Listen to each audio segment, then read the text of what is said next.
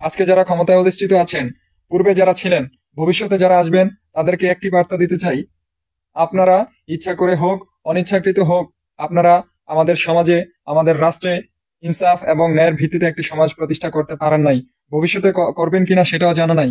কিন্তু আমাদেরকে আর কত এরকম সীমালঙ্ঘনকারীকে দেখতে হবে। এই আপনাদের কারণেই আমাদের সমাজে এগুলো ঘটছে।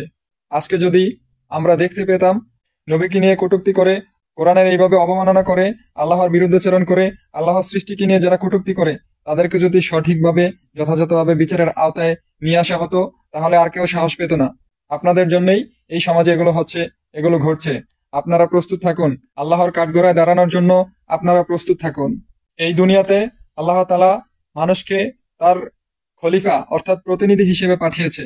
আপনারা যারা ক্ষমতায় অধিষ্ঠিত আছেন, আল্লাহ তাআলা যাকে চায় সম্মান দান করে, আল্লাহ তাআলা যাকে চায় এই দুনিয়াতে এবং আখেরাতে লাঞ্ছিত করে করবে। অতএব আপনারা সাবধান হয়ে যান। আপনারা এখন যারা আছেন, এদেরকে শাস্তির আয়তায় নিয়ে আসুন।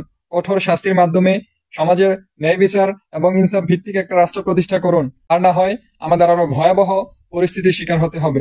মাত্র 5.5 মাত্রার ভূমিকম্প হয়েছে গত সপ্তাহে। যে ভূমিকম্প হয়েছে এটা তো কিছু না, এটাই শুধুমাত্র একটা প্রাথমিক সংকেত। দেখেন না, গবেষকরা বলতেছে, বিশ্লেষকরা বলতেছে যে ভবিষ্যতে আরো বড় ভূমিকম্প হওয়ার সম্ভাবনা আছে।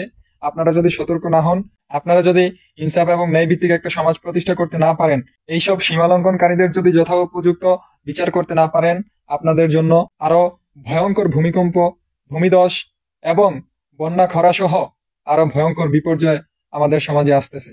শুধুমাত্র অপেক্ষা করুন, আপনারা এগুলো দেখবেন ইনশাল্লাহ।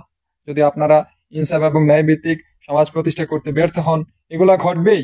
সীমালঙ্ঘনকারীদেরকে আল্লাহ তাআলা দুনিয়াতে এবং আখেরাতে শাস্তি দিবেই। একটি রাষ্ট্র, একটি সমাজ কখন হচ্ছে অধপতনে যায়, যখন ওই সমাজে ইনসাফ থাকে না, ওই সমাজে ন্যায় বিচার থাকে না,